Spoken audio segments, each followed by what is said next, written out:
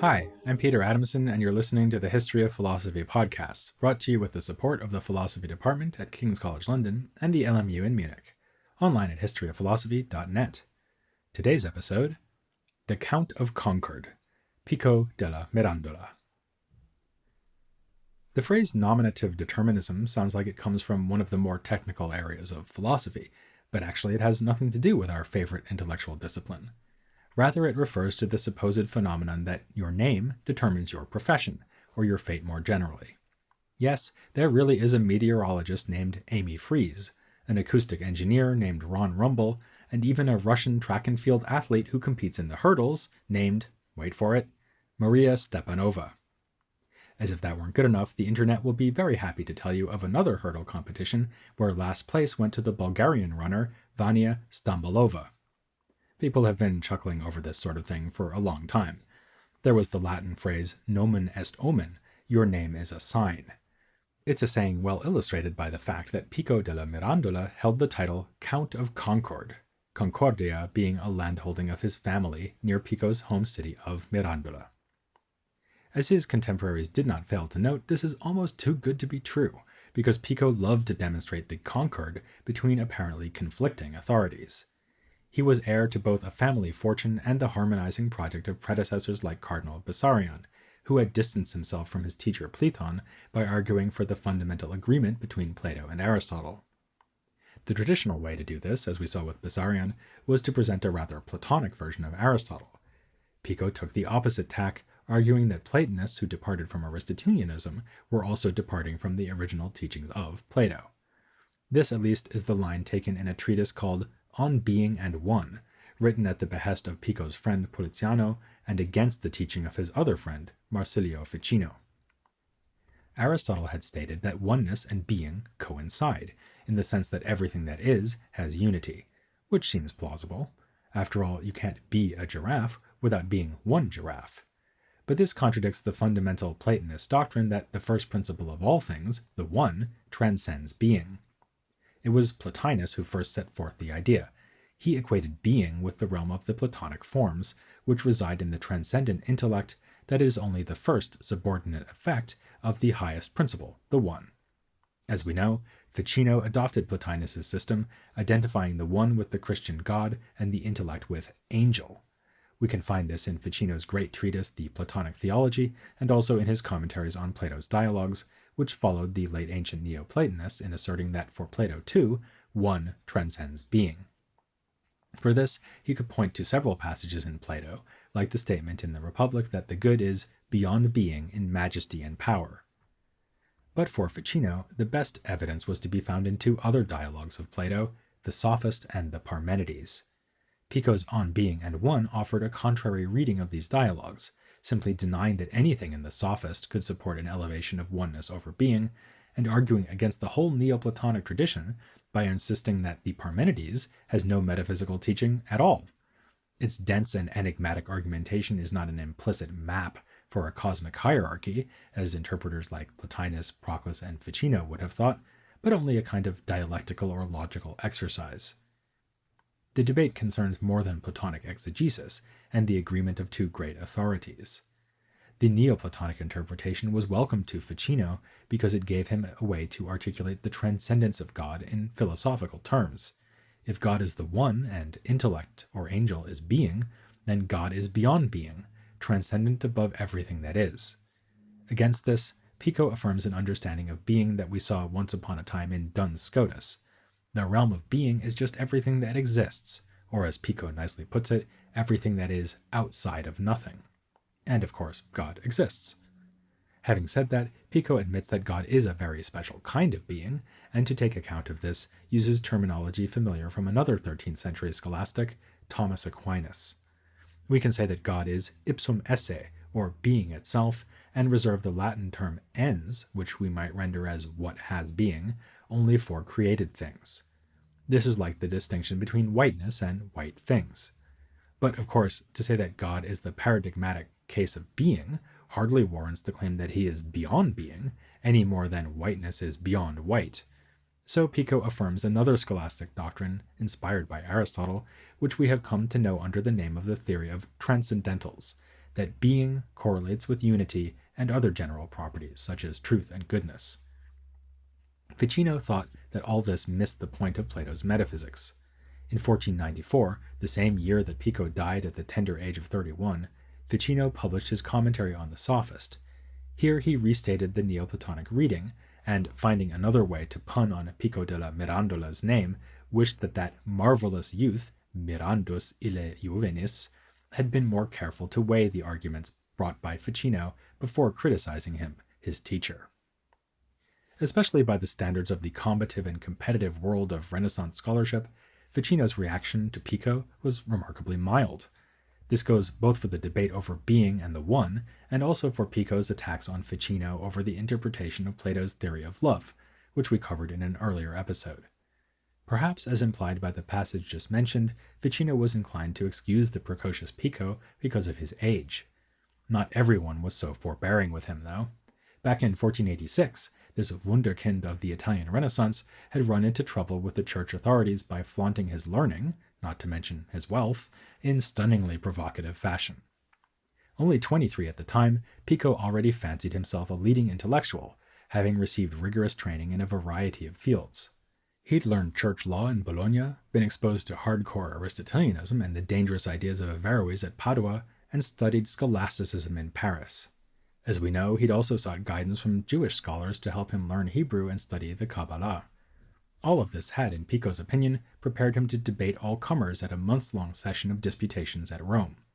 He sent invitations across Italy, and offered to pay travel expenses for those who were willing to come argue with him. What would be debated? Why, the ideas of Pico, of course, as set down in a list of 900 propositions or theses. Well, actually, not all the theses are labeled as representing Pico's ideas.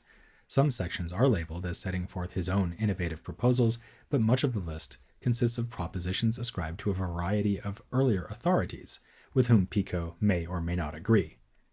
He is true to his title as the Count of Concord, insofar as he emphasizes the doctrinal harmony between three pairs of intellectual forefathers. Of course, he mentions Plato and Aristotle.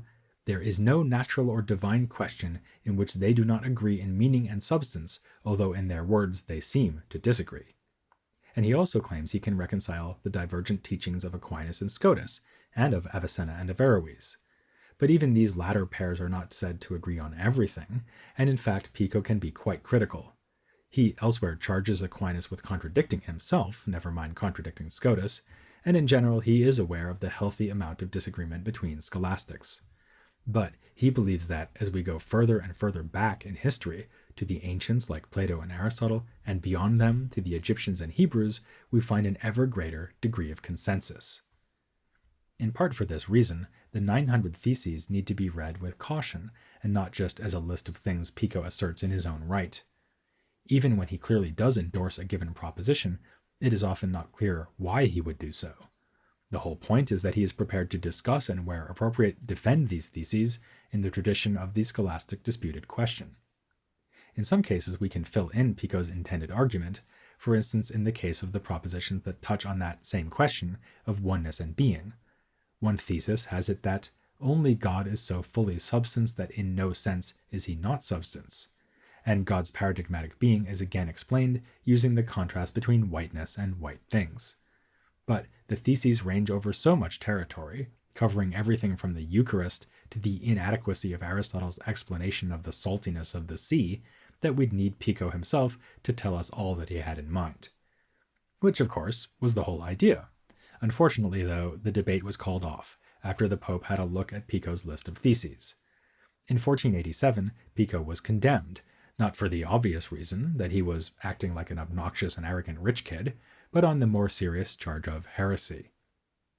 Of the 900 theses, 7 were condemned and 6 censored. Pico fled to France, though, as usual, his aristocratic connections shielded him, and he eventually made his way back to Italy and enjoyed the protection of the Medici. As we saw in a previous episode, he arrived in Florence just as Ficino's translations of Plato were being published. Characteristically, Pico was far from chastened and wrote a furious defense or apology. Really, though, he should not have been surprised at the reaction of the papacy, given that some of the 900 theses are phrased in a deliberately provocative way. Take, for instance, the proposition, Not everything God wills through his benevolence is effective. It's possible to imagine even Ficino choking on his Tuscan wine while reading that in his villa. But when you read it in context, you realize Pico just wants to make the uncontentious point that even though God wants all of us to be saved, some of us will be damned nonetheless, thanks to our wicked use of free will. In his apology, Pico firstly excused himself on the grounds that some theses were merely being proposed for discussion, despite being false in his own opinion. But when it came to the condemned and censored theses, he slipped naturally into a more provocative mode, arguing that at least some of these propositions were so evidently true that denying them was senseless or led to contradiction. A striking example is the proposition, no one believes that something is true just by willing to believe it, so that it does not lie within the free power of humans to believe an article of faith to be true just by wanting to. On the face of it, this looks like an all-purpose rationale for pardoning heresy. If I can't help whether or not I believe the teachings of the Church, how can the Church punish me for failing to do so? No surprise then that the Church deemed this statement unacceptable, if not itself heretical. But Pico argued that, far from being outrageously controversial, the thesis is simply obvious. Surely we can't just believe whatever we want. Rather, our beliefs respond to argument and evidence. In this case, Pico claims, the whole faculty of the University of Paris would be on his side. An unexpected feature of the Inquisition against Pico is that the Church seems to have had no problem with the substantial sections of the list devoted to magic and Kabbalistic teachings. We'll get into Pico's ideas about magic in a future episode. For now, it suffices to note that 15th century intellectuals could apparently discuss magic freely, as long as the discussion didn't stray into theological territory. As for Kabbalah, this is nothing that should lead Pico into conflict with Christianity, at least in Pico's opinion. One of the more breathtaking theses Pico meant to defend at Rome states that a thorough grasp of the Hebrew language gives one the means to understand the ordering of the sciences and knowledge of all things. And in the famous oration he wrote as an introduction to the planned debate, he said that Kabbalah is the heart of understanding, that is, an ineffable theology of supersubstantial deity, the fountain of wisdom, that is, an exact metaphysics of intelligible angels, and the river of knowledge, that is, a most sure philosophy of natural things. He added that this mystical tradition would, rather ironically, also provide Christians with the means of refuting Judaism. That promise is fulfilled in the 900 Theses, which has a whole section of propositions showing how Christianity can be confirmed with Kabbalistic arguments. Here, Pico draws on many of the ideas we looked at quite a while ago in this series when we were discussing Jewish Kabbalah. He refers to Ein Sof, a name signifying the transcendent infinity of God, and to the Sephirot, letters that have both numerical and rich symbolic meaning for the Kabbalist. A study of Pico's sources has shown that he draws on a range of authors for his Kabbalistic ideas, but above all on Menahem Rekanati, whose writings Pico used as a guide to such central Kabbalistic texts as the Zohar. Pico also used his Hebrew learning in a biblical commentary of his own, which is called the Heptaplus. It explains the meaning of the passage in Genesis about the 7 days of God's creation and rest. Here, Pico once again turns the methods he learned from his Jewish teachers against their religion. He contends that the chronology of ancient Hebrew learning predicts the appearance of Christ as the Messiah, and offers a torturous analysis of the first word of the book of Genesis, Bereshit, to extract from it a message about the divine Father and Son. In short, there is no science that assures us more of the divinity of Christ than magic and the Kabbalah. More fundamentally, Pico's Heptaplus is structured in keeping with the system he apparently took from his Kabbalistic sources, though it resonates well with the Platonism he shared with Ficino. This system recognizes 3 so-called worlds, namely the sublunary realm where we live, the celestial world, and then an intelligible world, which may be identified with Platonian intellect or angel or the Sephirot. Along with this syncretic metaphysical picture, Pico offers a syncretic interpretation of Genesis, according to which the scripture simultaneously has multiple meanings. A single phrase may refer to all 3 worlds at once, and also to human nature, with humanity making up a kind of 4th world. Or the phrase might also signify the interrelation of these 4 worlds, and so on, until we have 7 levels of interpretation to match the 7 days. So, just to give one example, the distinction between heaven and earth in the Genesis account represents the contrast between matter and form in the sublunary realm, the sun and the moon in the heavenly realm, the parts of the angelic hierarchy in the intelligible realm, soul and body in the human, and so on.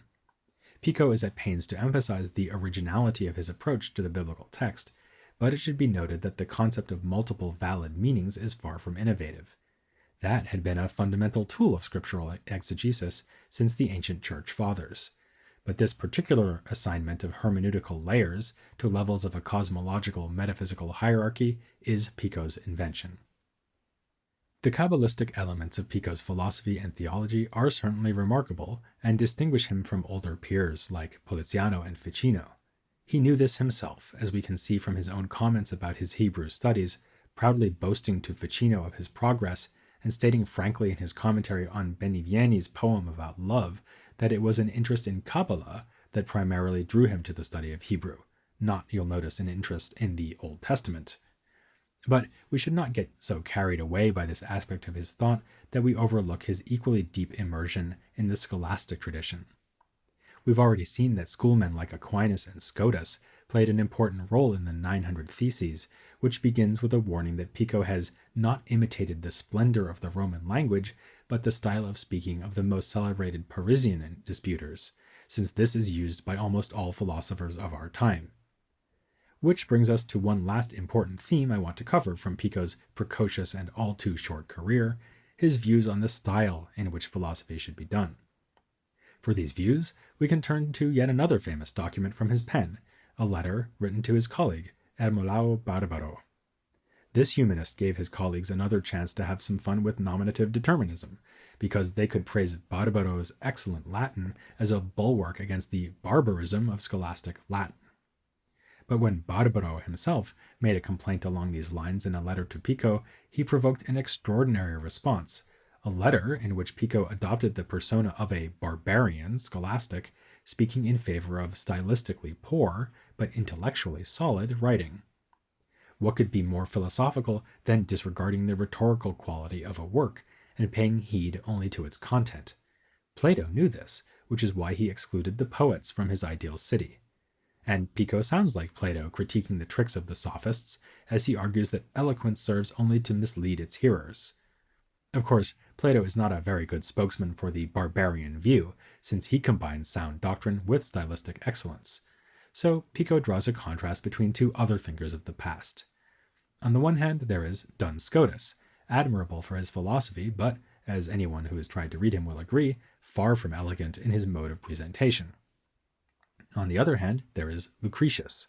His poem, which as we saw was rediscovered by Poggio, is a wonderful example of elegant Latin poetry, yet its teachings are anathema to Pico. The sweet verse disguises the purest poison of godless Epicureanism. The delightful irony of Pico's letter is that it is itself a model of polished Latin. This was already noted by Barbaro, who wrote back to Pico saying, "You kill off those you defend," by showing that eloquence is necessary after all. The irony was surely intentional, but still today, readers are not sure how to take it. At the end of his letter, Pico steps out of the persona he has adopted, which, by the way, was itself a standard rhetorical technique, to say that he himself does not necessarily agree with the barbarian whose perspective he has just been taking. Given that Pico produced the self-consciously scholastic 900 Theses, he was clearly open to working within the barbaric style, but he also took great pains to learn eloquence in both poetry and prose. His ideal was, apparently, to combine the two, as Plato and Cicero had done before him. But he cited Cicero himself for the idea that if forced to choose, one should prefer true teaching over fine words. As he said in another letter, "If a philosopher is eloquent, I am pleased. If he's not, I do not mind. A philosopher has one duty and aim, to unlock the truth. Whether you do so with a wooden or a golden key is of no concern to me." In this episode, we've surveyed a pretty astounding range of achievements by Pico. Yet, his most famous work is one I have referred to only briefly, the oration he wrote to introduce his 900 Theses. Posthumously entitled On the Dignity of Man, it is one of the most widely read texts of Renaissance philosophy, and for good reason. It's often taken as a foundational document for a trend we see in European thought more generally, in the 15th and 16th centuries, which goes under the label of Renaissance individualism. A central theme of the oration is human nature, its mutability, and its place in God's creation, and that will be our own theme next time, when we'll have one more case of nominative determinism as I explain what it means to be a son of Adam. Here on The History of Philosophy Without Any Gaps.